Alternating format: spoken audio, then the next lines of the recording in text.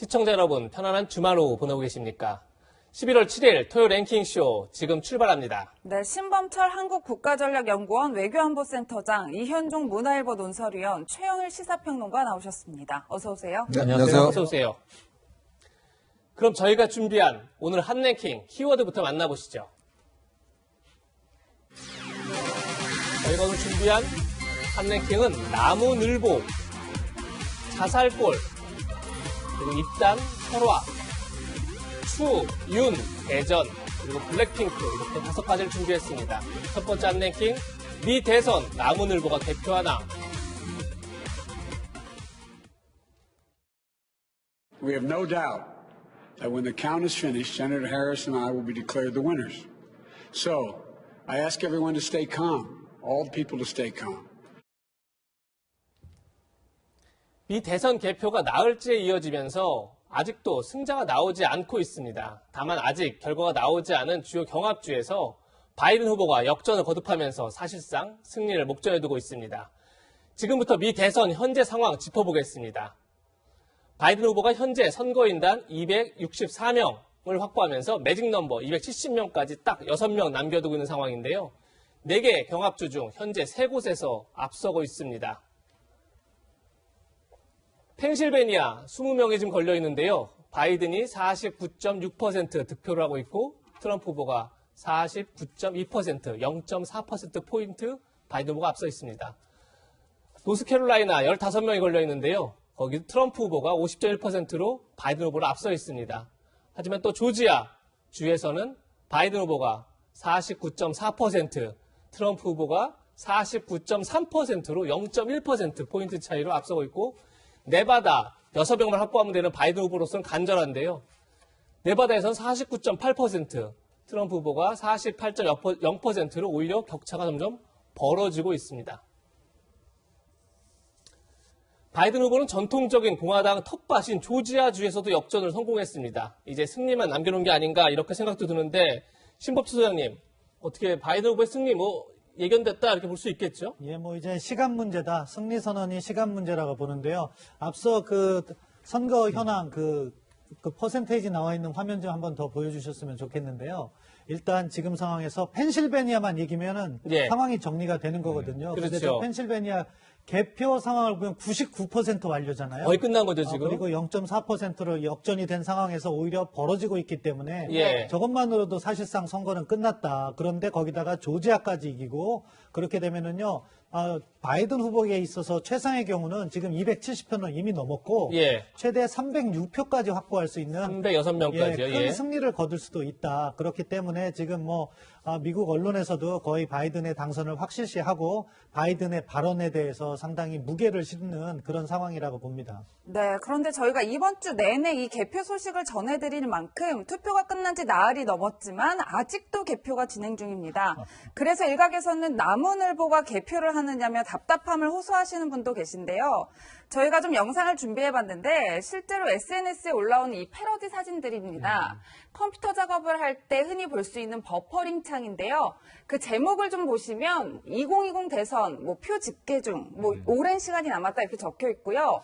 다음은 영화 속 캐릭터인 일처리가 느릿한 공무원인 나무늘보가 개표한 사진, 그리고 이렇게 심슨 가족들이 개표를 기다리다 잠든 모습 등이 SNS에 올라오고 있습니다. 예, 평론가님, 이렇게 개표가 오래 걸리는 이유, 바로 우편 투표 때문이다, 이런 얘기가 있더라고요. 우편 투표가 역대급, 지난 2016년 대선보다 2배 이상 많습니다. 6천만 표가 넘어가죠. 근데 우편 투표는 절차가 복잡할 수밖에 없어요. 생각을 해보시면, 자, 먼저 소인, 이거 언제 보낸 거냐? 이게 3일 본선거일 이후의 소인은 의미가 없습니다. 그렇죠. 근데 개표는 주마다 기간을 다르게 잡고 있는데, 소인만은 어쨌든 선거 기간 이내에 보냈어야 하고요. 그다음에 이걸 뜯으면 우편 투표의 유권자가 날인을 하는데 서명을 확인해야 됩니다. 본인인지. 바코드도 찍어야 되고요.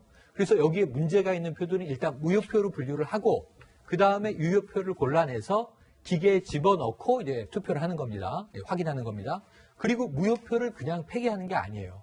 당사자에게 일일이 확인을 해요. 이메일이 날아갑니다. 정말 투표한 게 맞느냐, 어떤 후보한테 한 게 맞느냐 해서 그것에서 또 유권자의 권리가 상실되지 않도록 하는 재확인 절차를 거쳐야 되니까 하세월이 걸리는데 아까 저 만화들이 이해가 되는 게 아니 이게 저는 미국 유권자도 아닌데 지켜보면서 답답해 죽겠는데 네. 미국 국민들이 얼마나 답답하겠어요. 지금 심슨 가족은 미국에서 최고의 인기 있는 폭스 TV의 만화인데 예. 그렇죠. 이 개표 결과 기다리다 가족들이 다 자는 거예요. 그렇죠. 예. 그리고 아까 이 도장 찍는 장면은 주토피아라는 애니메이션에서 맞아요. 이 나무늘보가 이민국 직원입니다. 예. 그 이민자가 뭐 확인 하나 받으려면 도장을 이렇게 슬로우 모션으로 찍다가 중간에 잠이 들고 막 그래요. 네. 정말 답답해 죽는데 이번 개표를 나무늘보들이 하는 거 아니냐 하는 얘기도 나올 법한 답답한 상황입니다. 예. 네. 이 긴 개표 절차도 문제지만 개표가 완료된다고 해서 최종 당선자가 바로 확정될 것 같지는 않습니다. 바로 트럼프 대통령이 대선 결과에 대한 불복을 시사하며 소송전에 나서고 있기 때문인데요. 어제 긴급 기자회견 내용 들어보시죠. If you count the legal votes, I easily win.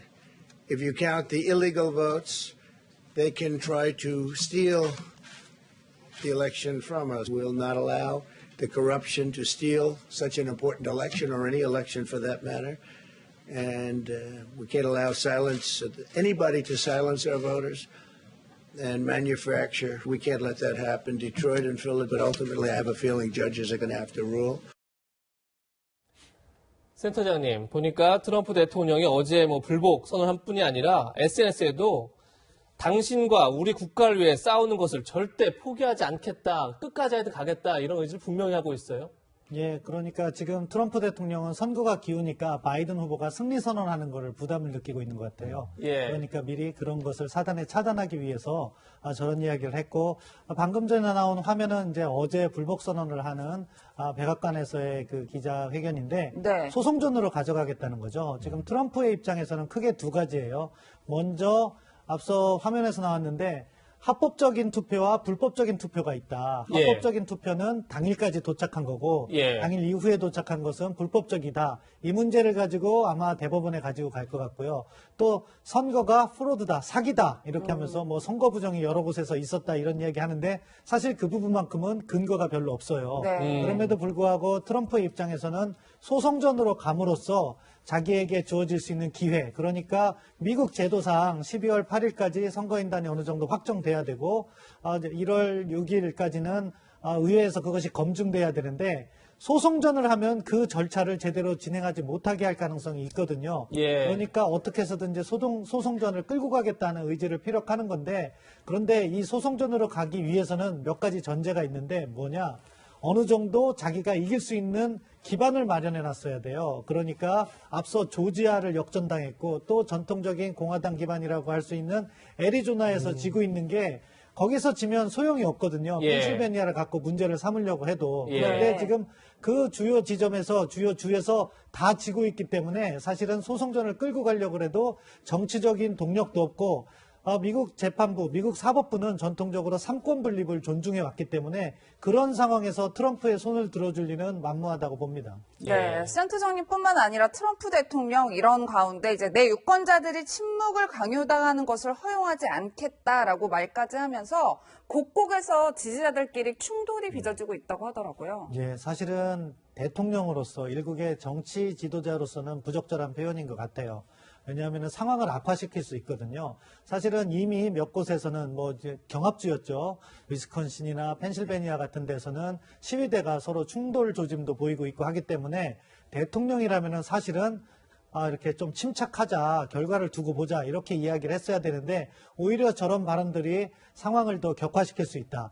선거 전략 차원에서는 지금 트럼프 대통령의 입장에서는 상황이 좀 악화되고 소송으로 끌고 가야지 자신의 승리 가능성이 있다고 봐서 저렇게 하는 건데요. 예. 실질적으로 트럼프의 법적 수단 크게는 두 가지거든요. 주에서는 재검표를 요구하고 예. 그거는 트럼프의 권리예요.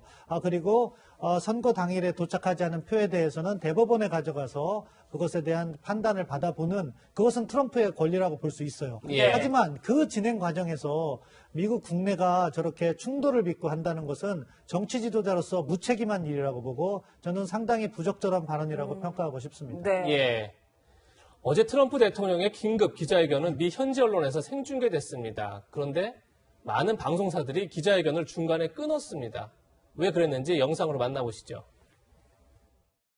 whatsoever? We're interrupting this because what the President of the United States is saying, in large part, is absolutely untrue. He began, and we're not going to allow it to keep going because it's not true. A lot of, frankly, false accusations, baseless claims, and that's not being partisan. That's just stating the fact. We're watching President Trump speaking live from the White House, and we have to interrupt here because the president has made a number of false statements, including the notion that sad night for the United States of America to hear their president say that, to falsely accuse people of trying to steal the election, to try to attack democracy that way with this feast of. 예, 이현주 의원님, 네. 지금 미국 대통령이 생중계로 지금 긴급 기자회견하는데 상당수 방송들이 그걸 중간에 끊으면서 대통령의 허위 사실을 더 이상 들을 수 없다 이렇게 주장하고 있어요. 참 우리 언론 환경에는 상상도 할 수 없는 일 아니겠습니까? 지금 대통령이 어떤 면에서 자기의 중요한 입장들을 밝히고 있는 도중에 ABC, CNBC, 그다음에 그 MBC 방송국이 바로 중계를 차단해 버렸어요. 그러면서 언트루다, 이건 사실이 아니다라고 이제 규정을 해버렸거든요. 그래서 CNN하고 이제 팍스뉴스가 유일하게 이제 중계를 했는데, 예. CNN도 마찬가지로 끝나고 난 다음에 바로 이 부분에 대해서 지금 앤더스 쿠퍼 뭐 앵커라든지 뭐 지금 살친 거북이를 보고 있는 것 같다라든지 뭐 등등 굉장히 어떤 대통령에 대한 비난 이야기를 하고, 더군다나 팍스뉴스 같은 경우는 트럼프 대통령이 유일하게 어떤 면에서 언론으로 인정하고 있는 게 팍스뉴스입니다. 네. 근데 문제는 팍스뉴스 같은 경우도 이게 중계가 끝나고 난 다음에 증거가 뭐냐 이런 이야기를 하는 거예요. 증거를 내놔야 된다. 부정투표의 증거가 그렇죠. 뭐냐. 부정투표의 증거도 제시하고 있지 않으면서 부정선거로 이야기하는 건 말이 안 된다라는 이야기를 했어요. 더군다나 사실은 트럼프 대통령이 이 팍스뉴스에 굉장히 배신감을 느낀 게 뭐냐면, 예. 팍스뉴스가 제일 먼저 애리조나의 승리를, 어떤 그 바이든 후보의 승리를 선언을 해버렸습니다. 대표가 끝나기 전에요. 그렇죠. 263을 AP하고 팍스뉴스가 제일 먼저 이야기를 했어요. 예. CNN 같은 경우는 그나마 그래도 아직까지 애리조나를 어떤 경합주로 놔두고 있는데, 예. 그러자 바로 이제 트럼프 대통령의 아들이 이 팍스뉴스의 실질 소유주인 루퍼드 머독한테 전화를 해서 엄청나게 화를 냈다는 거 아니겠습니까? 네. 어떻게 당신들이 나한테 그럴 수가 있느냐, 예. 이렇게 화를 냈다고 이야기를 하는데, 그러니까 어떤 면에서 보면 트럼프 대통령의 주장이 어떤 사실에 근거했다라면 언론은 저러지 않았을 겁니다. 근데 지금 주장하는 부정선거라는 게 하나의 증거도 지금 제시를 하고 있지 못하는 상황이거든요. 예. 그렇다 보니까 언론들 입장에서는 도저히 이 상황들을 가짜뉴스이기 때문에 사실은 할 수가 없고, 트위터도 마찬가지죠. 그러니까 그런 상황이었고, 더군다나 지금 이제 트럼프 대통령의 백악관의 참모들도 하나 둘씩 사표를 쓰고 있다고 합니다.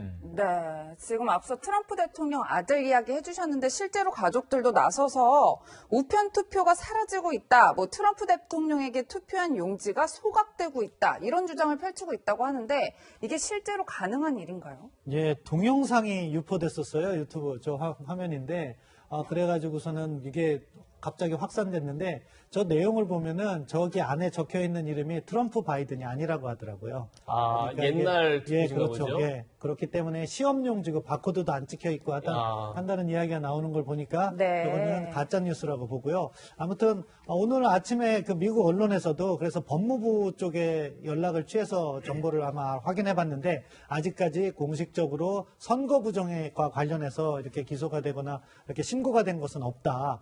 물론 일부 절차적 문제와 관련해서 주 단위에서 이렇게 진행 중인 건 있지만 그거는 상당히 마이너한 것이고, 네. 그렇기 때문에 뭐 저런 선거 부정과 관련해서도 아직은 확실한 증거는 없다, 이렇게 보시는 게 맞는 것 같습니다. 네. 예, 트럼프 측이 제기한 소송도 잇따라 기각되고 있습니다. 화면을 보시면 지금 펜실베니아 하더라도 선거 종료 도착할 우편투표 개표를 중단했는데 법원에서 기각을 했죠.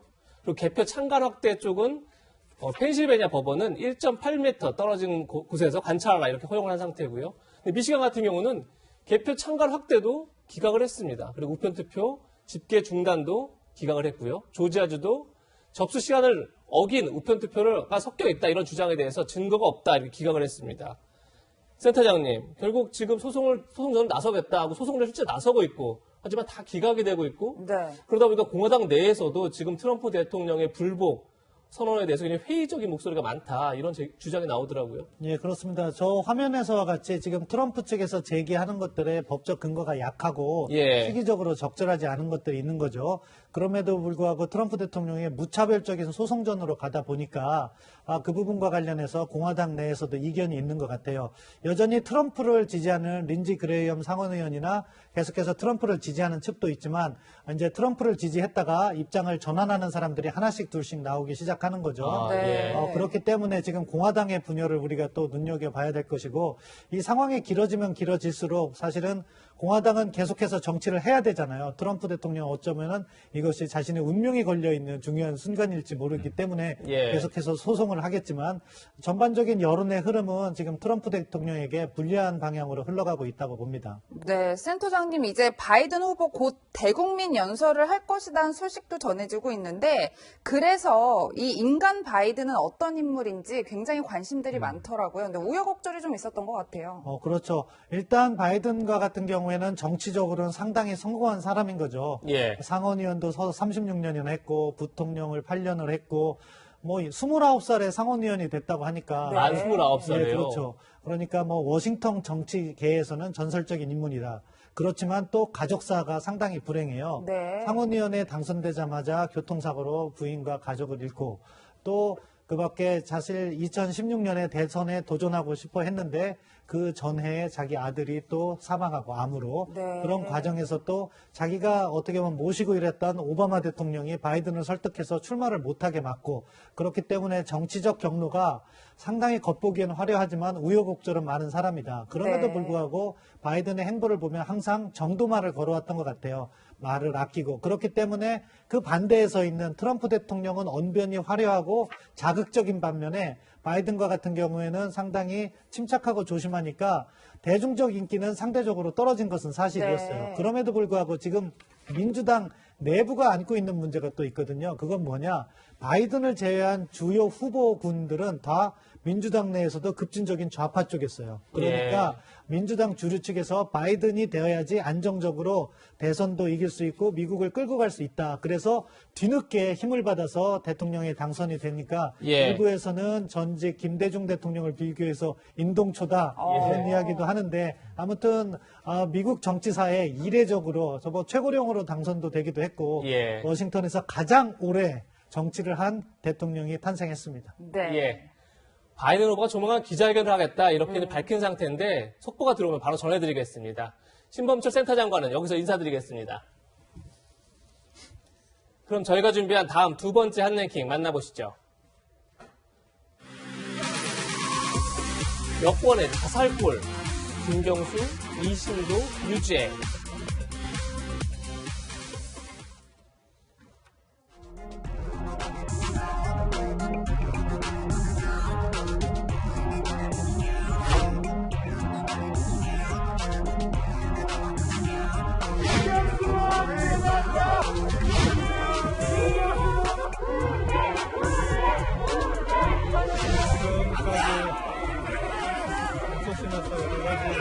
다양한 입증 자료도 제시하고 제 결정을 밝히기 위해서 최선을 다해 노력하겠습니다. 재판부의 현명한 판결을 기대합니다.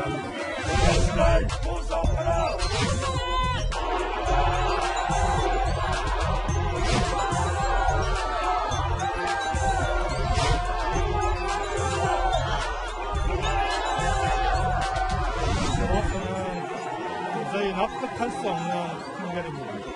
진실의 절반만 밝혀진 셈입니다. 나머지 진실의 절반은 즉시 선고를 통해 대법원에서 반드시 밝히도록 하겠습니다. 이 사건의 가장 중요한 기록이라고 재판장께서도 말씀하셨던 로그 기록과 관련해서 일말의 의심이라도 남아있다면 제3의 전문가에게 감정을 맡겨볼 것을 제안하기까지 했습니다. 그럼에도 이런 요청을 묵살하고 이렇게 판결한 데 대해서 저희들로서는 참으로 이해하기 어렵습니다.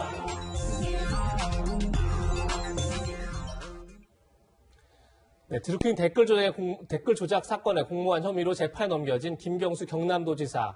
어제 항소심에서 징역 2년을 선고받았습니다. 지금 김광사 변호사 나오셨는데요. 네네. 1, 2심 판결이 어떻게 달라졌는지 이 부분부터 좀 상세히 제가 준비한 화면 보면서 좀 소개를 해주시죠. 일단 뭐 범죄 혐의는 크게 두 가지예요. 이거 컴퓨터 등을 이용해서 이제 댓글 조작을 했다는 거죠. 이거 예. 컴퓨터 등 장애 업무 방해죄라는 거고요. 예. 그다음에 이런 댓글 조작 대가로서 그 도모 변호사한테 샌드위치 총영사직을 제안했다는 거예요. 그래서 이것은 어떤 선거와 관련해서 어떤 이익을 제공하기 때문에 공직선거법 위반이 됩니다. 그래서 1심에서는 댓글 조작과 관련된 부분에서는 징역 2년, 실형을 선고하고요. 그다음에 공직선거법 위반과 관련해서는 집행유예를 선고했거든요.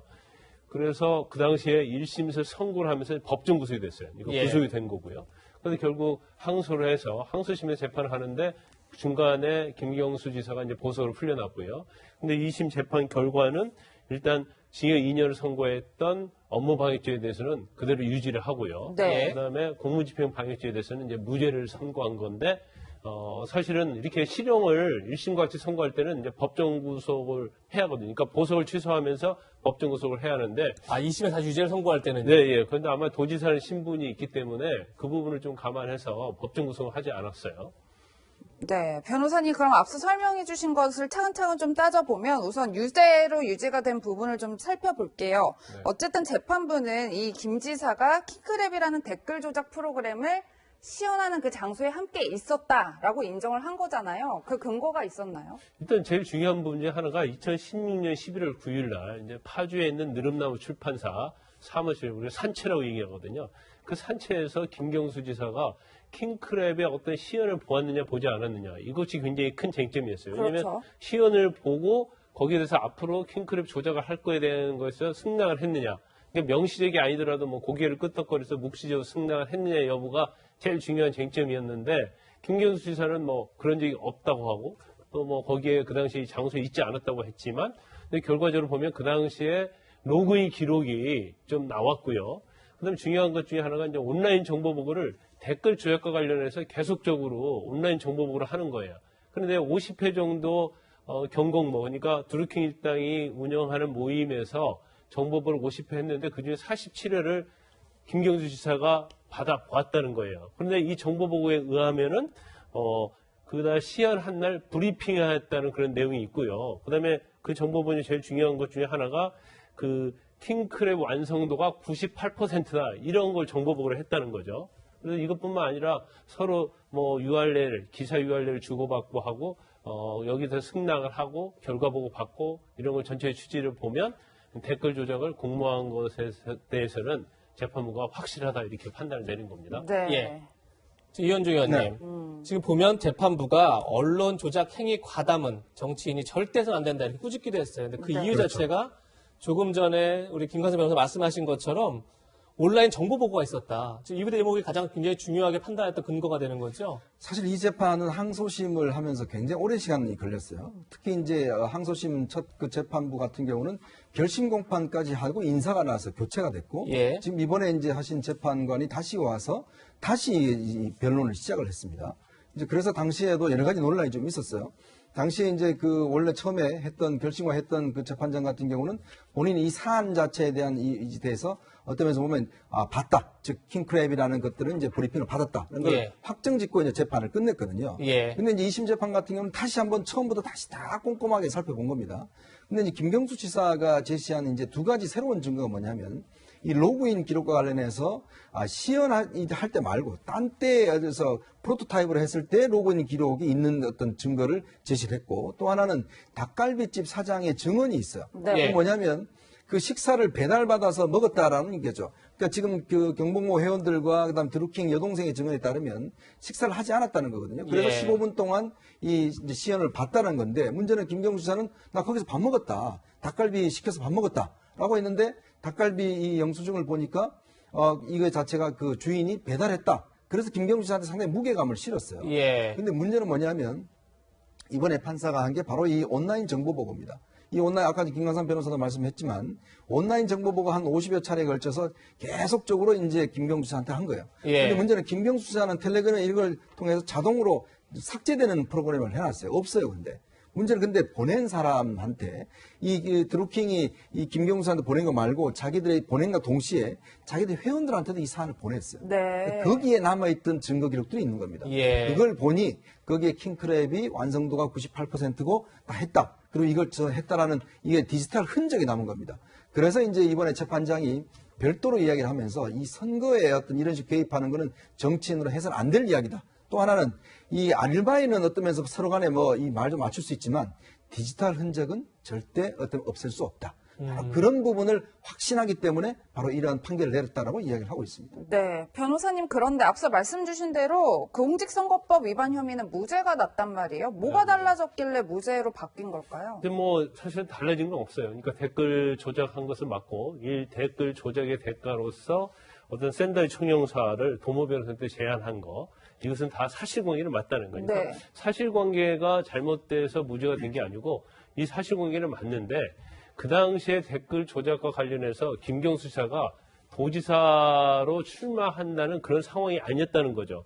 그러니까 후보가 특정이 되지 않은 거예요. 근데 공직선거법 자체는 어떤 후보의 이익을 줄 목적으로 뭔가 뭐 서로 도움을 주고 이래야지 이게 공직선거법 위반이 되거든요. 근데 후보가 특정되지 않았는데 설사 이런 뭐 댓글과 관련된 어떤 대가를 준다고 했다 하더라도 이것은 법리적으로 공직선거법 위반이 안 된다는 거죠. 그래서 결과적으로 공직선거법 위반 관련된 것은 사실관계보다는 법리적인 측면에서 죄가 되지 않는다 이런 판단을 한 겁니다. 그 부분이 아마 대법원에서도 아마 논란이 될 것 같은데 네.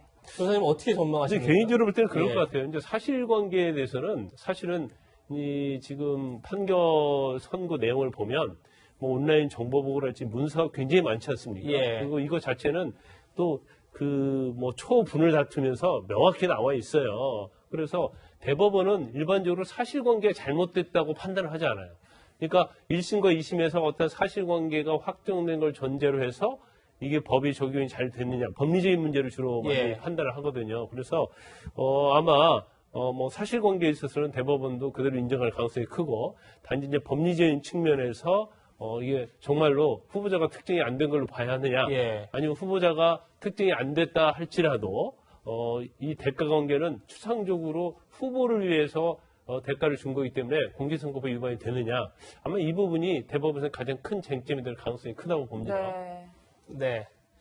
일각에선 이번 사건의 시작이 추미애 법무부 장관과 친여 방송에서 촉발했다 이런 말이 나옵니다. 그래서 여권의 자살골이다 이런 주장이 나오는 건데요. 왜 그런지 화면으로 만나보시죠. 인터넷 포털 사이트를 비롯한 SNS상에서 가짜뉴스와 인신공격, 욕설 등이 난무하고 있습니다. 말도 안 되는 가짜뉴스를 생산, 유포하고 즉각 해당 가짜뉴스를 삭제하지만 준비된 듯한 댓글 조작단이 이를 확대 재생산하는 악의적인 프로세스도 진행되고 있습니다. 특히 국내 대표적인 포털 사이트인 네이버의 댓글은 인신공격과 욕설, 비하와 혐오의 난장판이 되어버렸습니다. 사람이 아니라 프로그램, 매크로라고 불리기도 하는 프로그램으로 한 거 아니냐? 그 프로그램이 정말 쓰였냐? 의원님도 이 매크로가 사용됐다고 의심하십니까?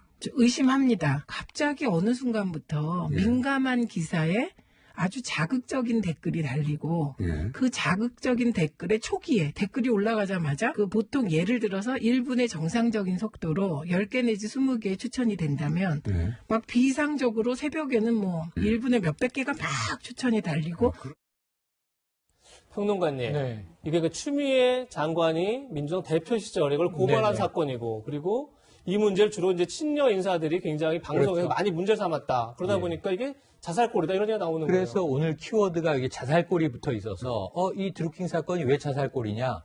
처음에 이 문제를 제기한 게 지금 민주당 여당 쪽이었다는 거죠. 이 추미애 지금은 법무부 장관입니다만 당시에 민주당 대표였고요. 그래서 왜 이 문재인 대통령 관련 기사에 비판적인 댓글이 많이 달려서 이게 주로 상위로 올라가는 거예요. 그러니까 이게 아까 말씀하셨던 댓글 조작 공모가 지금 유죄가 난 건데 이 혐의의 공식적인 이름은 업무방해예요. 예. 포털에 대한 업무방해라는 거예요. 네. 네이버라든가 카카오 등 네. 포털의 영향력이 크죠. 그런데 이게 전체적으로 보면 7만여 개의 기사에 100만여 개의 댓글이 달리고 그 100만여 개의 댓글에 대해서 8,800만여 개의 좋아요에 의해서 이게 순위가 조작이 됐다는 건데 이건 사람이 손으로 누를 수 없는 엄청난 이 기계가 빠른 속도로 프로그램이 작동이 됐다는 거죠. 그게 킹크랩인 겁니다. 근데 이제 저 문제를 제기할 때만 해도 김경수 지사가 연루돼 있을 것은 민주당 내 지도부도 몰랐다는 얘기거든요. 네. 그 허위범 특검까지 연결됐는데 이번 2심 재판에서 보시면 저 이야기가 역으로 김경수 지사의 무죄를 이제 주장하는 근거로도 쓰였어요. 뭐냐 하면 드루킹 일당이 킹크랩을 가동해서 주로 정부를 지지하는 댓글을 조작했다고 이야기가 됐는데 살펴보니까 0.7%는 비판 댓글이 있더라. 근데 특검 쪽에서는 이 미미하니까 의미 없다. 근데 김 지사 쪽에서 재판부의 권고로 이걸 찾아봤더니 30%가 넘는 게 비판 댓글이더라. 공모했다면 왜 문재인 정부에 칭찬만 한 게 아니라 비판도 이렇게 많이 했겠느냐. 그러니까 공모관계가 아닌 거 아니냐라는 역주장이 있었는데 이걸 역공작, 역작업이라고 불렀습니다. 근데 이것도 2심 재판부에서 크게 유효하진 않았던 것 같습니다. 네, 이번 김 지사의 항소심 선고를 두고는 여야 반응이 극명하게 나뉘었습니다. 준비된 화면 보시겠습니다. 김경수 지사님에 대한 항소심 판결이 몹시 아쉽습니다. 김 지사님 본인은 물론이려니와 경남 도민 그리고 경남 도정의 대법원의 현명한 판단을 기대합니다. 아직 이제 대법원이 남아있기 때문에 잘 수습되시기를 바라고 또 경남 도정도 차질 없이 계속 수행되기를 바랍니다. 안타깝다는 말씀 외에는 참 드리기가 어렵네요. 국정원 댓글 사건에 관해서 민주당과 문재인 대통령 대표 시절에 많은 공격이 있었습니다. 국민의 주권을 행사하는 가장 중요한 대통령 선거에서 후보와 가장 측근에 있던 중요 인사가 대량으로 댓글을 자동 생산하고 한 이런 것이 유죄로 판결된 상황에서 대통령께서 사과하고 입장 표명이 있어야 할 거라고 봅니다. 정작 1심에서 징역 10개월, 집행유예 2년을 선고받았던 공직선거법에 대해 무죄 판결을 내린 것은 쉽게 납득이 가지 않습니다. 네, 김 지사는 문 대통령의 최측근이자 친문 핵심 인사이기도 합니다. 그 영상도 함께 준비해봤습니다. 인간적으로는 형제 같고 또 정치적으로는 아주 저로서는 가장 든든한 그런 동지라고 할 수 있습니다. 되게 어려워하는 후배거든요. 제가 아끼고. 근데 제일 처음에 내려가서 가장 마지막까지 있었고. 네, 위원님 항소심 선고 이후에 뭐 여권의 대권에도 좀 영향을 미쳤다 이런 분석들이 나오던데 물론 대법원 판단이 남아있긴 하지만 저희가 어떻게 예측을 해볼 수 있을까요? 아까 또 화면 보면 참 추미애 장관이 이 김경수 지사를 결국 이렇게 유죄나게 한 결정적 계기를 제공했고 또 지금은 또 윤석열 총장을 지금 야권의 후보로 키우는 역할은 참 아이러니가 있는 것 같습니다. 그만큼 이게 대선 구도와 여러 가지 어떤 복잡하게 연결되어 있는 상황이거든요.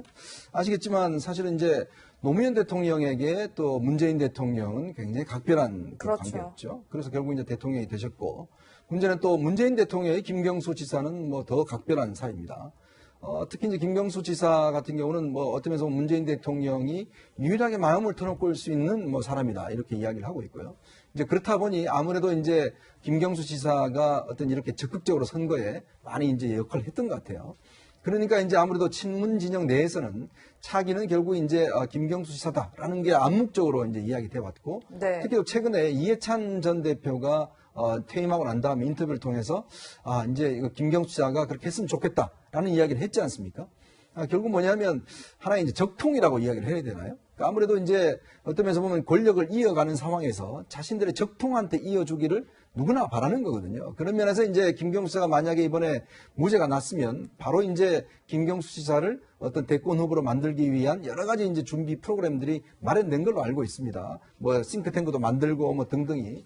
근데 이게 지금 이렇게 돼버리니 사실 이제 김경수 대법원 확정이 되면 일단 이 도지사는 그만둘 뿐들 아니라 2년 동안 일단 수감생활을 해야 되고요. 그 이후에 5년 동안은 피선거권이 박탈됩니다. 그렇네요. 그러면은 뭐 내년 후내년 대선과는 뭐 관련이 없는 상황이 돼버리죠. 네. 자 그러면 이제는 당내에서는 이제는 이재명 경기지사와 이낙연 대표의 어떤 양강구도로 갈 수밖에 없어요. 그럼 문제는 뭐냐면 결국은 이제 그동안 친문이라고 하는 의원들이 그러면 누구를 지원할 것이냐가 이제 아마 어제 밤사이에 굉장히 고민했을 겁니다. 그렇죠. 나는 어느 길로 가야 될 것인가. 이제 그 중에서 일부는 이재명 지사 쪽으로 가려고 하는 사람이 있을 것이고 일부는 또 이낙연 지사 대표한테 가려고 있는 것이고 이렇게 되면 이제는 어떤 면에서 보면 권력이 각자 도생으로 가는 것이고 그렇다면 또 친문 내부에서는 그럼 또 다른 대안은 없는가. 또 이런 찾기에 또 나설 가능성도 있어요. 그렇네요. 뭐 그러니까 제3의 인물, 뭐 예를 들어서 유시민 이사장이라든지 이런 인물에 대한 또 그냥 눈길을 갈 수가 있는 것이고 앞으로 여권 내부가 대권 구도를 둘러싸고 상당히 이번 판결을 계기로 해서 치열한 내부 세 확장 그 싸움이 시작된 것 같습니다. 네. 예. 이 얘기 여기서 정리하고요. 다음 세 번째 한랭킹 만나보시죠. 백수 자식들, 후보 차관 들어오라고 해. 과연 누가 한 얘기일까요? 이 얘기가 나온 배경을 이해하려면 어제 국회 국토교통위 전체 회의에서 무슨 얘기가 오갔는지 살펴봐야 합니다. 부산 지역에선 김해공항 확장 대신 가덕도에 신공항을 만들어달라는 요구를 계속하고 있는데요. 여당이 가덕도 신공항 건설에 드라이브를 걸자 여당 출신 장관이 반발하는 장면이 연출됐습니다. 그 모습 먼저 만나보시죠. 정부에서 거기에 대해서 전혀 동의를 못하니까 이런 부대 의견을 다는데 부대 의견 자체는 저는 맞지 않다고 생각하고 다시 증액 요청을 합니다. 국토부로서는 사업을 해왔던 이런 하는 법적 절차에 맞지 않는 것이기 때문에 그렇게 해라 이렇게 하신다고 해서 저희가 직원들이 우리 따르기에는 조금 어려운 네, 장관님 여론이 거의 그쪽으로 가는데 아니, 의원님 그 여론으로 하는 게 그리고 아니고요. 국토부는 절차를 생략하고 가라 이거를 따르라 이렇게 하면 우리 부로서는 어렵습니다. 그래서 절차도 없이 국토부한테 이렇게 해 이렇게 하면 저야 정치인 출신 장관이니까 예 그러겠습니다 하지만 우리 공무원들은 못하죠. 평론가님, 지금 네. 김현미 장관이 여론에 따라서 하라면 해라 라고 해서 할 수 있는 게 아니다 이렇게 강하게 반발하고 있어요. 이게 이 현안이 뭔지 좀 한번 정리를 해주시죠. 오랜 갈등입니다. 아주 오랜 갈등. 지금 이게 그 영남권에 신공항을 만들어야 한다. 이 요구는 굉장히 오래된 건데 이게 지난 정권, 지지난 정권에서도 검토해보다가는 이 가덕도 신공항은 접고 결국은 지금 김해국제공항이 있지 않습니까? 김해국제공항을 확대해서 쓰는 것으로 결정이 나 있어요. 예. 예비 타당성 조사, 타당성 조사. 그래서 지금 이제 김해공항이 확장을 하는 이 결정이 돼 있는데 이게 지역에서는 뜨거운 현안이에요. 안 된다. 이 김해 지역 주민들도 일부 반발을 합니다. 소음 문제라든가 이런 것. 그래서 환경부도 조사하고 국토부도 검토하고 이랬던 오래 해묵은 사안인데 예. 지금 이제 해당 지역에 이제 이 국회의원이 지역 주민들의 여론을 좀 따르기 위해서 이 가덕도 신공항이 지금 우리 지역의 여론이다. 그러자면 국토부에서 좀 계획을 변경해서 가야 되는 거 아니냐. 지금 예산국회잖아요. 20억 원에 이것을 연구할 수 있는 연구 용역비 예산을 달라가 핵심인데 네. 결국은 우리 지역 주민의 여론은 가덕도 신공항이다. 그런데 왜 자꾸 김해공항을 주장하느냐. 국토부에서 이거 바꿔야 한다라고 압박을 하는 거죠. 근데 국토부는 이게 여론으로 되는 게 아니라 결국은 이제 법적 절차가 맞아야 하는 것이다.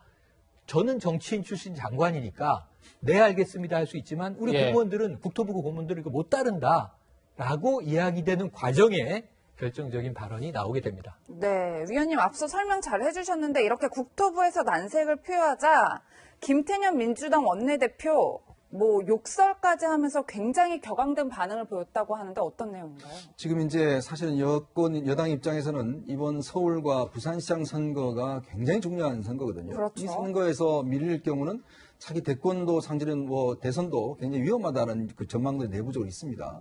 자, 그러면 지금 부산시장 같은 경우는 지금 선거가 굉장히 불리하게 돌아가고 있어요. 그럼 뭔가 여당으로서는 어쩌면 부산 시민들이 요구하는 부분에 대한 뭔가 이제 가시적인 성과를 내놔야 되잖아요. 근데 지금 현재 김해 신공항의 어떤 이 적정성 여부에 대해서는 총리실에서 지금 조사를 하고 있습니다. 근데 문제는 이 조사가 끝나야 적정하다 안 하다 조사가 끝나야 그 다음에 가덕도 신공항에 대한 연구를 할 수 있지 않습니까?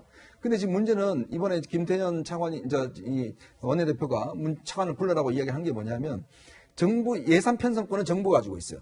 그러면 이 가덕도 신공항에 대한 건설 용역비 20억 원을 빨리 넣으라는 이야기예요. 예. 근데 지금 국토부 입장에서는 아니 이게 안 끝났는데 지금 심사가 안 끝났는데 이걸 넣는다는 게 모순되는 거 아니냐. 왜냐하면 그쪽 결론이 나야지만이 이쪽에 연구 예산을 넣을 수가 있다. 무슨 소리야 지금 급한데 빨리 넣어서 그쪽 부산 시민 보십시오. 저희들 가덕도 이거 용역비 이렇게 넣습니다. 앞으로 될 겁니다. 이걸 가서 이야기를 해야 되잖아요. 예. 그 근거를 만들어야 되는데 그걸 못 만들겠다 하고 있으니 지금 장관이 저렇게 버티니까 바로 차관을 불러라고 이제 이야기를 한 겁니다. 결국에 이제 이게 이 용역비는 아니지만 용역비로 쓸 수 있는 항목의 어떤 예산하는 걸 타협안을 마련하긴 했어요.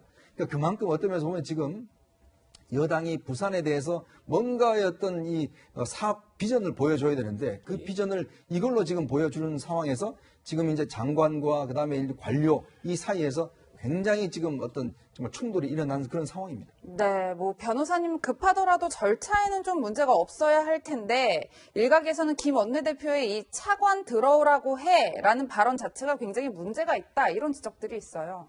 차관 들어가라고 했는데 그 앞에다 이제 약간 쌍스러운 얘기가 들어갔기 때문에 이건 정부에 더욱더 이게 압박성이 될 수 있을 것 같아요. 근데 국회의원들의 어떤 의식, 인식이 대부분이 이렇게 돼 있나 좀 그런 좀 궁금증, 의구심이 좀 들어요. 왜냐하면 지난번에 윤영천 의원 같은 경우에도 카카오 그 메인 포털 사이트에 메인 뉴스와 관련해서 하니까 보좌진에 이렇게 카카오 들으라고 해 하고 좀 문자 보내고 문제가 됐고요. 또 엊그저께 박범계 의원 같은 경우에는 제발 살려주십시오라고 얘기를 하라. 이건 국회의원들이 자기들이 굉장히 물론 예산 편성하고 이제 국감에 대한 굉장히 막강한 권한을 가지고 있죠. 그런데 그걸 가지고 어떻게 보면 군림을 하려고 하는 것이 아니냐. 그런데 이제 국토부와 관련해서는 김현미 장관이 어렵다고 얘기를 했잖아요. 그러면 이걸 성사시키려고 하고 절차에 문제가 없다고 하면 이제 국토부 차관 들어서 한번 얘기해보자 이렇게 하는데 이건 일방적으로 뭐 욕설하면서 두르라고 해 이거 자체는 여당의 원내대표로서 굉장히 부적절하고 내가 그만큼 많은 걸 갑질적인 어떤 지위에 있다 그런 얘기를 한 것을 저걸 보는 국민의 입장에서 보면 굉장히 불편할 수 있는. 예. 이번 주 유난히 여권에서 여러 말실수가 나왔던 것 같습니다. 그러니까 참다 못한 이낙연 대표가 이렇게 경고했습니다. 아니 사람까지 그렇게 사망까지 그렇게 많았는데 그 사람까지 7명 이상이 죽었는데 그걸 지금 옹호하는 겁니까? 도둑놈이 아니라 살인자입니다. 살인자. 장관님, 성인지 관점에서 이 838억 원의 선거 비용이 피해자들이나 여성에게 미칠 영향에 대해서 생각해 보신 적 있으십니까? 국민 전체가 성인지성에 대한 집단학습을 할 수 있는 기회가 역으로 된다고도 생각을 하고 있습니다. 의원님 꼭 살려주십시오. 이렇게 의원님들 정말로 국민들 위해서 필요한 일입니다. 의원님들 살려주십시오. 한번 하세요 예산. 네, 그 LX 사업비 살려주십시오. 한마디 하시면 끝날 일을 참 내 답답하시죠.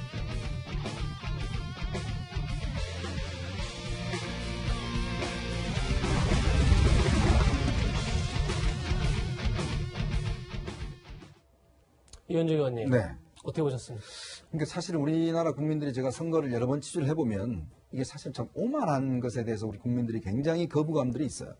이제 그런 게 어떤 면에서 보면 집권 여당 측에서도 선거를 앞두고는 굉장히 몸조심을 하는 상황이지 않습니까? 근데 지금 보면 사실 슈퍼 여당이 되고 난 다음에 여당 의원들이 상당히 조심하는 게 없어졌어요. 지금 뭐 박범계 의원 저 이야기를 보면 박범계는 판사 출신이잖아요. 예. 자기 한참 선배입니다. 대법관이. 예. 조재현 대법관이. 아니 그 조재현 대법관 앞에서 나한테 해달라고 지금 살려달라고 해주세요. 이야기를 하는 거잖아요. 제가 볼 때는 조재현 대법관 아마 그 마음속에 굉장히 그 자괴감이 들었을 거예요. 왜냐하면 사법부가 독립적이지 않습니까? 예. 특히 더군다나 국회에 있는 자기 후배가 저렇게 공개적인 자리에서 빨리 살려달라고 이야기해라. 그러면 3천만 원 줄게. 이런 식으로 이야기를 하면 저거는요, 사법부 아마 판사들 아마 가만히 있지 않을 겁니다. 굉장히 기분 나빠할 거예요. 또 이정옥 장관도 마찬가지로 이번에 838억이 사실은 이게 국민들 성인지 교육하는 용이다라는 듯한 비양수로 이야기를 했잖아요. 예. 이 피해자분이 사실은 이 이야기를 듣고 정말 본인이 먹었던 거 다 토해낼 정도로 굉장히 기분이 상했다는 거 아니겠습니까? 예. 네. 그러니까 이런 말 한마디가 굉장히 오만하고 어떤 면에서 이런 비춰지기 때문에 이낙연 대표 입장에서는 지금 내년 선거를 승리로 끌어야 본인이 한 데인데 굉장히 어떤 면에서 보면 강한 경고를 하는 건데 문제는 모르겠습니다. 이걸 과연 이낙연 대표의 말을 들어서 앞으로 말 조심을 할지 그건 좀 더 봐야겠습니다. 예. 네. 박범계 의원이 살려달라 얘기한 건 예산을 살려달라 이런 의미라는 점도 말씀드립니다. 네, 평론가님 이게 중요한 이유는 사실 내년 보궐선거가 그만큼 중요하기 때문일 맞습니다. 텐데 최근에 여론조사가 하나 나왔어요. 나왔습니다. 민주당이 다음까지 바꿔가면서 이제 서울과 부산에 획을 내기로 했는데 보니까 잘한 일보다는 잘못한 일이다라는 반응이 많은 것 이게 같아요. 중요한 지표가 되죠. 서울시장 선거입니다, 내년에. 또 하나는 부산시장 선거입니다. 그래서 서울과 부산에서 이 당헌까지 바꾸면서 공천하기로 한 게 잘한 거냐 못한 거냐. 서울은 잘했다가 29%예요. 못했다가 43%입니다. 네. 그러니까 못했다. 이 당원 바꿔서 이 공천하는 건 잘못됐다는 여론이 높고요. 부울경, 지금 PK라고 우리가 부르는 지역은 잘한 일이 조금은 높지만 그래도 35%, 그리고 잘못한 일이라는 게 42%로 사실은 이 양쪽 지역 다 잘못한 것이다. 네. 그러니까 내년 4월에 민주당이 과연 여기서 이제 이 주민들의 마음을 바꿔낼 수 있을지 숙제가 됐습니다. 네. 예. 그럼 이번엔 추, 윤, 대전 만나보시죠. 저희가 준비한 네 번째 한 랭킹입니다. 원전 수사에 특수활동비로 맞불. 월성 원전 1호기 조기 폐쇄 결정과 관련해 검찰이 이틀간 대대적인 압수수색을 벌였습니다. 검찰의 행보에 여권은 윤석열 총장이 정권 흔들게 나섰다 이렇게 맹공을 퍼붓는데요. 그 목소리부터 들어보시죠. 정치 수사이자 검찰권 남용이라고 저는 생각합니다. 마치 지난해 법무부 장관에 대한 국회 인사청문회 논의가 진행되는 때 장관 후보 일가에 대한 대대적인 압수수색을 벌였던 죄를 연상케 합니다. 검찰의 국정 개입 수사 행태에 유감을 표합니다. 유감이라고 말씀을 드렸습니다만은 제가 쓸 수 있는 가장 점잖은 표현입니다. 검찰이 수사권을 남용해 국정 운영에 개입하는 것은 위험 수위를 넘는 국정 흔들기입니다. 대통령과 행정부의 정책 집행에 대해서 검찰이 개입해서 당 부당과 불법 여부를 가리겠다는 것은 헌법 정신에 대한 정면 도전입니다. 변호사님, 지금 여권이 맹공을 하고 있는데 한마디로 정리하면 정치 검찰의 국정 흔들기다 이렇게 정되는 것 같아요. 어떻게 보십니까? 아마 여권의 입장에서는 뭐 저렇게 할 수밖에 없다고 저는 뭐 한편은 또 이해를 합니다. 그 이유는 일단 이제 문재인 대통령 공약이고 현 정권에서 제일 중요한 부분 중에 두 가지를 꼽으라고 한다면 이제 검찰의 개혁하고 이제 탈원전이잖아요. 예. 근데 탈원전과 관련해서 월성 1호기 이 부분에 대해서 이제 경제성 평가랄지 어떻게 보면 원래 계획보다도 조기에 폐쇄를 했단 말이에요. 근데 그 과정에서 이제 여러 가지 감사원에 이제 문제점이 있었어요. 그런데 이걸 이제 시각적으로 좀 다룰 수 있어요. 그러니까 여권에서는 이건 정책에 관한 건데 이걸 왜 수사를 하느냐 이제 그런 시각이 있을 수 있고 또 반대인 측면을 보면 그럼 정책이란 것을 어떻게 보면 진행을 하려고 하면 그 과정이 좀 적법해야지 않느냐. 그런데 최재형 감사원장이 국감에서 얘기를 했습니다마는 그 과정에 있어서 공무원들이 444개라는 파일을 삭제를 하고 또 위에 청와대랄지 아니면 산업부에서 거기에 대해서 압력을 가했다는 취지의 얘기를 했었고 그에 관련된 참고 자료를 검찰에도 제출했어요. 그러니까 감사원이 고발을 안 했지만 비리라고 보이는 참고 자료를 검찰에 제출을 했고 또 국민의힘에서는 이 부분에 대해서 또 고발장을 제출했거든요. 그러면 검찰의 수사는 불가피할 수밖에 없다고 저는 봐요. 그런데 이제 그 지금 현재 시점에서 수사를 하는 게 과연 이게 정권을 흔들게 하는 게 아니냐. 특히 이제 윤석열 총장과 워낙 현 정부 또 추미애 장관과 대립각을 세우기 때문에 거기에 대해서는 뭐 곱지 않은 시선을 보고 있고 이 부분이 만약에 수사를 통해서 청와대랄지 아니면 산자부 그리고 한국수사협회랄지 어떤 경제성 평가랄지 그런 부분에서 조작을 했다든가 범죄 행위가 발견되면 이건 정부의 치명적일 수밖에 없기 때문에 여권에서는 이제 반발하는 것은 뭐 상당히 이해가 가는 측면이 있습니다. 네. 예, 방금 있었던 바이든 후보의 기자회견 내용을 속보로 좀 준비했습니다. 보시는 것처럼 승리 선언은 아직 하지 않은 그런 상태입니다. 다만 숫자가 말해준다. 결국은 매직 넘버 270을 훌쩍 넘어서 우리가 이길 거다. 이렇게 지금 강조하고 있고요. 국민들 지쳤지만 더 지켜봐야 한다. 저희가 조금 전에도 굉장히 개표 과정이 늦다. 이런 이제 얘기를 했었는데 어떻게 보면 나흘째 좀 이어지는 개표에 굉장히 국민들이 지쳤겠지만 일단 계속 지켜보자. 그러면서 시간이 지날수록 결과는 명확해질 것이다. 이렇게 얘기하고 있습니다. 그리고 분열 해소하고 통합을 위해서 나아가자. 결국은 지금 양쪽 지지자들이 굉장히 강하게 지금 대립하고 있는데 침착하게 개표 결과를 지켜보면서 상황을 보자. 지금 이렇게까지 지금 바이든 후보가 얘기하고 있습니다. 네, 미국 대선 속보는 들어온 대로 전해드리고 원전 수사 이야기를 계속 진행해 볼 텐데요. 이런 여당의 반응에 야당에서는 수사 방해라고 맞받았습니다. 들어보시겠습니다. 권력에 대한 산 권력에 대한 수사를 해야 된다고 하면서 권력에 대한 수사를 하면 늘 방해하고 비판하고 이렇게 하면서 공수처는 또 산 권력에 대한 수사를 하기 위해서 공수처가 필요하다고 하니까 정말 제정신인지 아닌지 이거 뭐라고 비난해야 될지 모르겠습니다. 압수수색은 법원의 영장을 발부받아 하는 것인데 사법부 판단을 부정하는 것인지도 헛갈리고 의문스럽습니다. 네, 평론가님 앞서 변호사님께서 말씀 주셨지만 결국 검찰의 칼날이 정부나 청와대를 향할 수 있을 것이라는 그런 가능성 때문에 더욱 예민하다 이렇게 볼 수 있을까요? 네, 그렇게 볼 수 있습니다. 근데 이게 제가 보기에는요, 두 가지 단계가 좀 혼재돼 있어요. 그러니까 월성 1호기 원전의 조기 폐쇄가 타당했느냐 아니냐. 감사원이 결론을 못 냈죠. 근데 문제는 경제성 평가에서는 이 조금 이제 격하게 얘기하자면 조작의 정황이 있다. 증거도 은폐했다. 이런 문제 제기를 강하게 한 거죠. 그래서 경제성 평가는 문제로 남았는데 월성 1호기는 사실은 제가 보기엔 조기 폐쇄가 아니에요. 설계 수명을 다 했어요. 근데 이것을 7천억을 투자해서 10년 더 쓰기 위한 준비를 한 거예요. 근데 여기에 대해서는 이미 지난 정부, 지지난 정부에서 갑론을박이 있다가 시민단체는 반댈세. 그 다음에 이게 한수원 쪽에서는 해보자.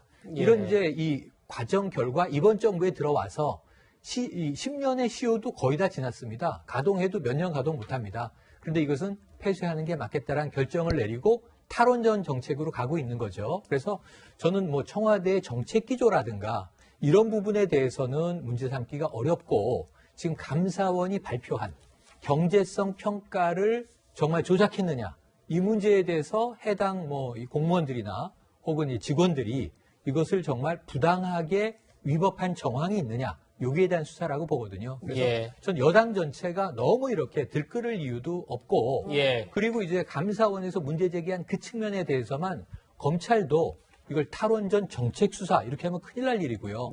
이것은 정말 핀포인트 이 어떤 조작을 은폐하려고 했던 이 공무원이나 혹은 관계자들이 있는지에 대한 수사로 좁혀서 진위를 밝히면 좋겠습니다. 변호사님, 근데 지금 여권이 또 하나 문제 삼고 있는 부분이 아마도 수사 주체인 것 같아요. 그러니까 지금 이두봉 대전지검장은 윤석열 총장의 예전 대검 참모였고 수사 실무 책임자인 이상영 부장검사는 과거에 국정원 댓글 사건 때 윤석열 총장과 같이 일했던 이제 검사였단 말이에요. 그러다 보니까 아무래도 여권도 더 긴장하는 게 아닌가 싶은데 어떻게 보십니까? 여당 입장에서 이제 그렇게 보는 것 같아요. 이제 대전지검에 있는 이두봉 검사장 그리고 그 담당하는 이제 부장검사가 윤석열 총장의 사산이라고 볼 수 있다고 이제 보고 있는 거죠. 그래서 이게 정권에서 이제 수사를 하는 것이 아니냐 이런 좀 의구심을 갖고 있는 것 같아요. 더군다나 지난달 29일 날 물론 이제 정례적인 거였지만 대전지검고검을 방문했잖아요. 29일 방문을 했는데 얼마 되지 않아서 바로 압수수색이 들어갔거든요. 그러니까 이제 시점의 어떤 미묘성 이런 걸 전체적으로 보면 이제 정치 검찰이 이제 정권의 흔들기다 이렇게 공격을 하고 있는 것 같아요. 근데 저도 사실은 이제 압수수색 들어갔다고 해서 좀 깜짝 놀라긴 했어요. 왜냐하면 국민의힘에서 고발장 접수한 지 한 2주 정도 됐거든요. 그리고 사실은 물론 뭐 신속하게 수사를 할 수 있죠. 거기에 대해서 뭐라고 할 수는 없어요. 그렇지만 이제 여당 입장에서 보면 국민의힘의 고발장이 접수가 됐는데 이건 정책에 관한 거기 때문에 아예 조사 않고도 이거 끝낼 수 있는 거 아니냐. 근데 그것은 제가 볼 때는 지나친 그건 무리한 생각이라고 보거든요. 근데 수사의 시점이랄지 이런 것들이 얽히면서 특히 이제 윤석열 총장이 계속적으로 강연, 부장검사 통해 강연을 하면서 이제 살아있는 권력 운운을 하고 계속 맞부딪혀 가면서 이 시점이 압수수색이 들어와 버리기 때문에 여당에서는 굉장히 공격을 많이 하고 있고 그 다음에 수사하는 측근들이 윤석열 총장이기 때문에 윤석열 총장의 지시 없이는 이 수사가 이루어졌겠느냐. 그러면서 이것은 정권에 대한 정면 도전이다. 이렇게 주장을 하고 있는 거죠. 네, 이런 가운데 추미애 법무부 장관은 윤석열 검찰총장의 특수활동비 사용에 대한 조사를 지시했습니다. 그제 국회 법사위에서 나온 여당 의원들의 지적이 발단이 됐는데요. 직접 들어보시겠습니다. 지금 윤 총장이 뭐 대선을 나가니 많이 하고 있어요. 대선 후보가 대선 1년 앞두고 84억의 현금을 영수증을 집행을 합니다. 지금 있을 수 있는 일이에요 이게? 그런 우려는 사실은 좀 심각하다고 할 수가 있고요. 앞으로 이제 구체적인 그 집행 내역을 정기적으로 보고받는 방안을 좀 적극 검토해보겠습니다. 수사비. 네, 변호사님 저희가 그 지시한 내용을 좀 구체적으로 영상으로 준비를 해봤는데 저는 눈에 띄는 내용이 이 내용이에요. 특정 검사나 특정 부서에 한 번에 500만 원 이상을 지급했거나 배정한 내역을 파악해서 주문해라, 조사해라 이 내용인데 이 500만 원이 의미가 있는 건가요? 500만 원 의미가 있죠. 왜냐면 자잘하게까지 다 조사할 수는 없을 거예요. 그것 가지고 또 어떤 딴지를 걸 수 없거든요. 500만 원은 굉장히 큰 돈이단 말이에요. 그런데 지금 추미애 장관의 말하는 취지는 저는 이렇게 해봤어요. 일단 조 전 장관의 수사랄지 아니면 살아있는 권력에 대한 수사, 울산 선거와 관련된 거랄지 그런 곳에는 굉장히 배정을 많이 한 게 아니냐. 근데 사실은 그건 배정 많이 할 수밖에 없어요. 왜냐하면 수사의 규모가 크기 때문에. 근데 여기서 한 가지 더 본인과 굉장히 친하다랄지 윤석열 사단이 있다고 보는 그런 부서에 집중적으로 특활비를 지급한 게 아니냐. 네. 그래서 자기의 어떠한 지지하는 검사들을 키운 게 아니냐. 이제 그 부분에 대해서 아마 의구심을 갖고 있는 걸 보입니다. 이제 그렇기 때문에 아마 특활비에 대해서는 내역이 나올 거라고 보고 그런데 저는 이제 그런 생각을 좀 해요. 뭐냐면, 지금의 어떤 대립적 구도는 정치 검찰이냐 아니냐, 윤석열 총장이 의도적으로 정권 흔들기냐 아니냐 이거 아니에요. 그러면 이건 진검승부를 해야지. 예. 이거 특활비 얼마 썼냐, 이것 가지고 하는 것은 좀 치졸하다. 좀 대범하고 크게 좀 맞붙어야 한다 그렇게 봐요. 그래서 이걸 자꾸 이런 걸 건드리면 오히려 윤석열 총장에 대해서는 오히려 더 논란을 일으키면서도 더 키우는 여당이 어떻게 보면 그 더욱 윤석열 총장을 더 키워주는 그런 영향이 있지 않을까라는 생각을 합니다. 네. 예. 변호사님 개인 의견 잘 들었고요. 일각에선 검찰이 원전 수사에 나서자 특활비로 맞불을 놨다 이런 시각도 있습니다. 야당은 추미애 장관이 특활비 의혹을 의도적으로 부풀리고 있다 이렇게 주장하고 있는데요. 한번 들어보시죠. 장관께서 중앙지검의 특활비가 하나도 안 내려간다고 하는데 제가 알기로는 확인한 바에 의하면은 이미 특활비 다 내려가고 있어요. 이제 저도 들은 얘기니까 그러니까 그 사실관계를 확인을 하신 다음에 검사들의 답변을 해주시면 고충을 들으니까 이제 그렇다는 그러니까 건데요. 그러나 이제 저도 확인할 방법은 없죠. 아니 그 확인도 안 된 걸 안 내려간다고 단전적으로 말씀을 하세요.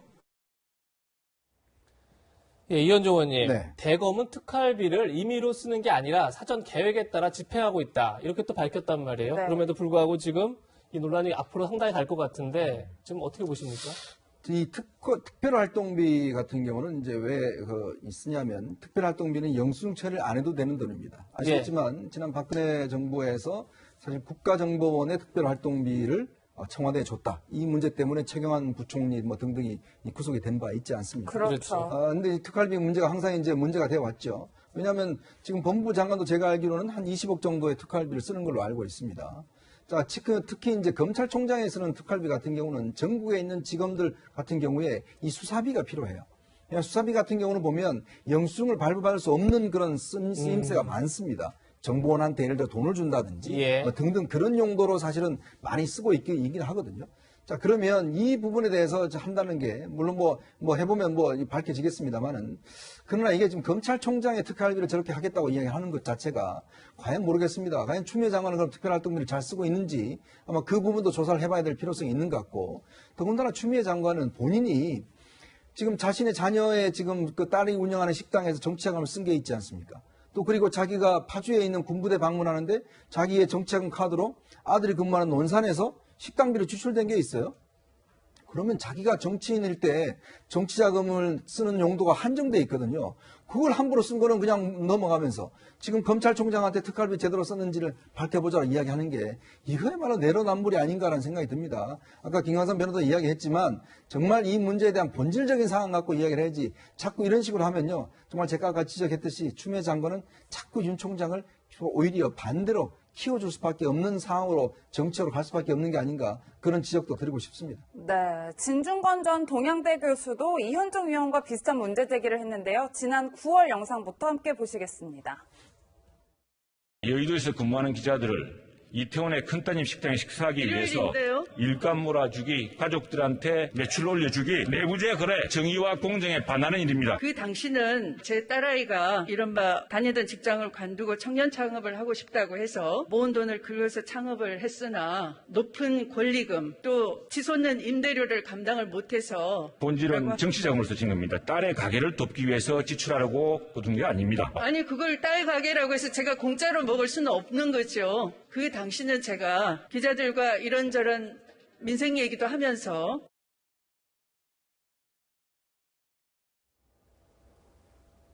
네, 평론가님 물론 뭐 특활비와 정치자금은 좀 네. 성격이 다르긴 하겠지만 진정 교수처럼 이렇게 법무장관의 특활비 사용 내역부터 공개해라 뭐 이런 목소리들도 좀 있는 것 같아요. 네, 맞습니다. 이제 정치자금 당시에 이제 252만 원을 딸의 식당에서 10여 차례 모임을 하면서 먹었다.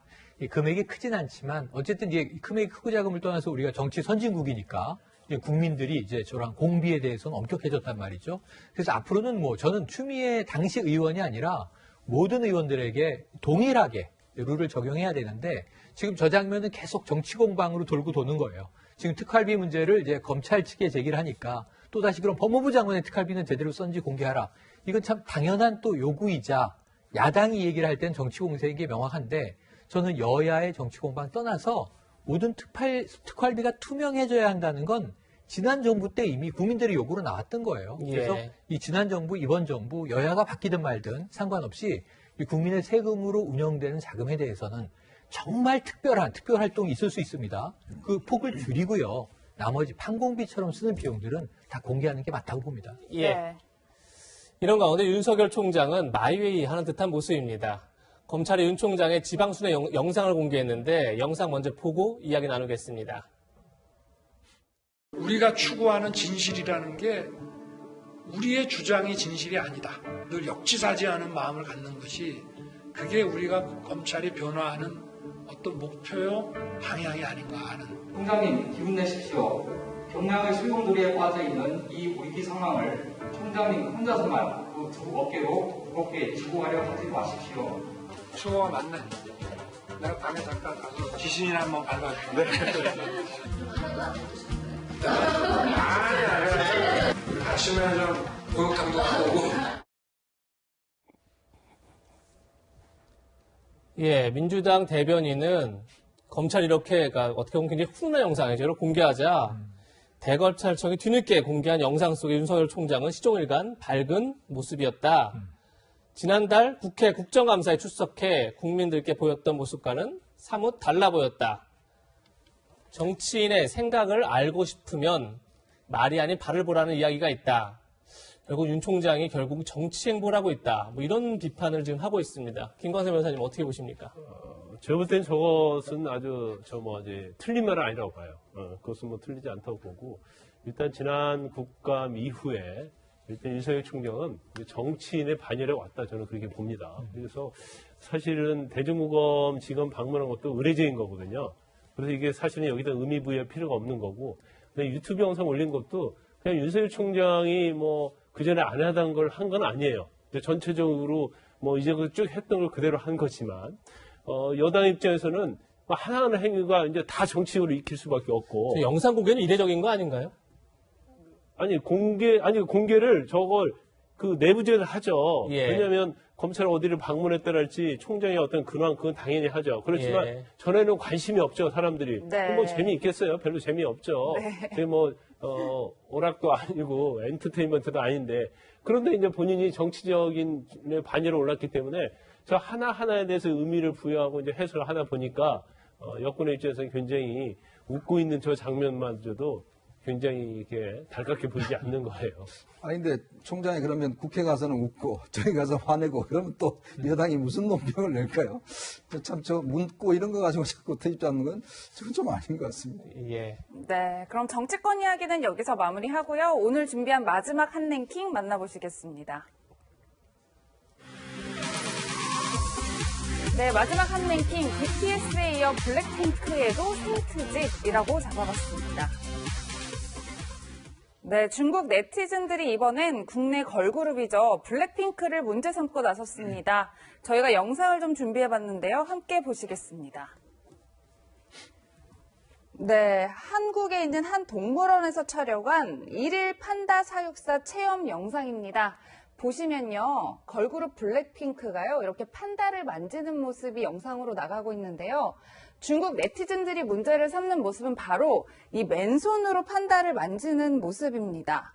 평론가님, 네. 도대체 왜 저의 영상이 문제가 되고 있는 거죠? 그러니까 뭐 판다는 거의 뭐 중국의 국보. 그래서 우리나라 에버랜드에 들어와 있는 판다, 이 아기 판다인데요. 사실은 적어도 중국이 한중 우호 관계를 위해서 선물한 겁니다. 네. 허락이 있어야만 해외로 보낼 수가 있죠. 그래서 에버랜드에서 애지중지 잘 키우고 있는데 블랙핑크야 글로벌 스타 아니겠습니까? 그런데 1일 사육사 체험, 그 희귀한 동물인 판다와 하루를 함께 보내는 정말 훈훈한 장면인데 문제 장갑을 끼지 않았다. 방역과 지금 소독이 중요한데 판다를 위험에 빠뜨렸다 이거예요.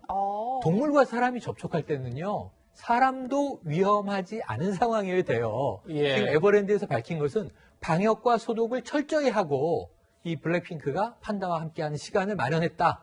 그래서 전혀 어떤 위생상 판다에게도 블랙핑크에게도 문제는 없다. 그런데 중국 네티즌들은 저 영상을 보고 지금 이 판다를 블랙핑크가 위험에 빠뜨렸다. 저는 좀 납득이 되지 않는 아주 일방적인 이 편견을 가지고 있는 공격이 아닌가 싶습니다. 왜냐하면 판다가 저 중국의 국보면 블랙핑크는 또 우리의 국보거든요. 이현주 의원님. 네. 지금 영상을 보면 장갑을 낀 모습도 있고 사실 장갑을 끼지 않은 모습도 있는데 네. 장갑을 끼지 않은 사람이 누군지는 사실 명확치는 않습니다. 저 손이 누구 손이 정확히 명확치는 않은데 어쨌든 이런 문제까지 중국인들의 비난을 하는 게 과연 맞느냐 조금 전에 우리 최근일 평론가님도 얘기를 하셨는데 어떻게 보십니까? 그러니까 최근에 BTS RM이 한미 관계 또 중국 우리 6.25 전쟁 관련 이야기를 했다가 또 중국 측에서 뭐 네티즌들이 상당히 어떤 이 문제에 대해서 비난했지 않습니까?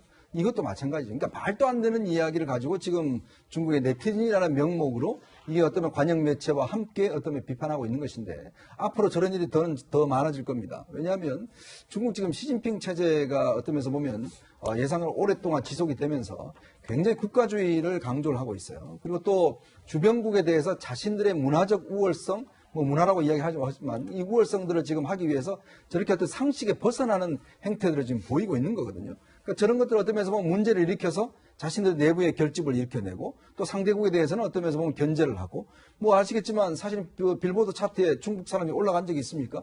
우리 블랙핑크, BTS 다 올라갔습니다. 그러니까 질투를 하는 거죠. 그러니까 쓸데없는 저런 문제 제기와 지금 핑계를 잡고 계속 비난하는 겁니다. 자기들이 이렇게 못 뜨니까 결국 이 아무것도 아닌 문제를 가지고 저렇게 계속적으로 네티즌이라는 명목으로 해서 저는 비난하는 것이 아닌가 그렇게 해석을 하고 싶습니다. 네, 위원님 걱정을 안 할 수가 없는 게 사실 이제 향후 한류 가수들의 활동에 어떤 영향이 미칠까봐 좀 걱정이 되긴 해요. 그러니까 아마 앞으로 어떤 면에서 보면 중국이 여러 가지 어떤 경로를 통해서 우리를 어떤 면에서 보면 억제할 가능성이 있어요. 그러니까 여러 가지 무역이나 이런 것뿐만 아니라 그러니까 어떤 면에서 이 부분에 대해서 우리가 정부 차원 이런 부분에서 자꾸 중국은 그럴 것이다. 당연하다. 이런 식으로 하버리면 중국이 어떤 면에서 보면 굉장히 많이 할 수가 있습니다. 그러니까 네. 당당하게 우리가 목소리 낼 걸 목소리 내고 외교적으로도 중국이 지난번 BTS 이야기 할 때도 보면 우리 정부에 대해서 어떤 정부가 적극적으로 대응을 해야 되는데 그렇게 못했지 않습니까? 네. 그런 부분들은 반드시 짚고 넘어가야 중국도 나중에 그러지 않지. 자꾸 이런 것들을 그냥 그러니 하고 넘어가서는 안 된다고 봅니다. 네. 예, 평론가님. 그런데 네. 중국 게임 회사가 한복 아이템을 출시했다가 또 중국 누리꾼들이 네. 비판해 한국 서비스 중단했다. 네. 이건 또 참- 무슨 일인가요? 그러니까 중국의 게임 회사인데 우리나라 유저, 한국 유저를 끌어들이기 위해서 한복 아이템을 만들어낸 거예요. 중국의 네티즌이 아니 한복은 우리나라 고유의 복식인데 이게 왜 한국의 것이냐라고 문제 제기를 한 거예요. 예. 이 서비스를 중단했는데 우리나라 사람들이 한복은 우리 것이다 그랬더니 중국 누리꾼들이 여기에 대한 또 반박을 하기 시작했습니다. 물론 중국에 가보신 분들은 위안 아래 각이라는 단위가 있잖아요.